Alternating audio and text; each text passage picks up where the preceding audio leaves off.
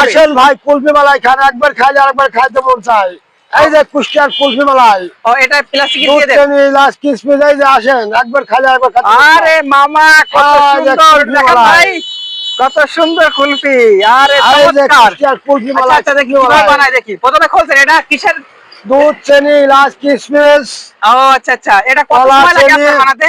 বানাতে আধা ঘন্টা সময় লাগে। আধা ঘন্টা সময়ের ভিতরে বানাতে পারেন? আধা ঘন্টা সময় বানাতে পারে। ও আচ্ছা আচ্ছা কুলফি আচ্ছা। আসেন আঙ্কেল, খেয়ে যান কুলফি মালাই। এই যে আপনি নিজেই বানান? নিজেই বানাই কুলফি ও মালাই। আচ্ছা আচ্ছা, আমি একদিনে কত পিস বিক্রি করতে পারেন? একদিনে 200 পিস বেচতে পারি। 200 পিস বিক্রি করতে পারেন 200 একদিনে? পিস।